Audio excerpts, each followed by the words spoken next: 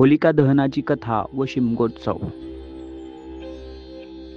खूप वर्षापूर्वीची गोष्ट आहे. सत्ययुगात राक्षसांचा राजा हिरण्यकश्यप आपल्या शक्तीमुळे आणि ब्रह्मदेवांच्या वरदानामुळे फार अहंकारी झाला होता.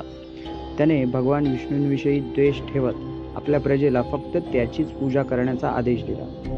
पण त्याचा स्वतःचा मुलगा प्रल्हाद भगवान विष्णूंचा परमभक्त होता. प्रल्हाद वारंवार भगवान विष्णूंची भक्ती करत असल्याने हिरण्यकश्यपला राग आला. त्याने आपल्या सेवकांना प्रल्हादाला मारण्याचा आदेश दिला. सेवकांनी अनेक प्रयत्न केले, पण भगवान विष्णूंच्या कृपेने प्रल्हादला काहीही नुकसान झाले नाही. हिरण्यकश्यपाची बहीण होलिका हिला अग्नीत न जळण्याचा वरदान मिळाला होता. तिने प्रल्हादला मांडीवर घेऊन अग्नीत बसण्याचा कट रचला, जेणेकरून प्रल्हाद जळून खाक होईल आणि ती सुरक्षित राहील.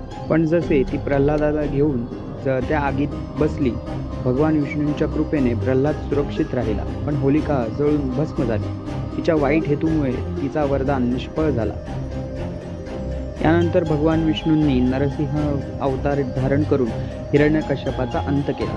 ही घटना दर्शविते की असत्य आणि अहंकार यांचा अंत ठरलेलाच असतो आणि खरी भक्ती व चांगुलपणाच अखेरीस जिंकतो.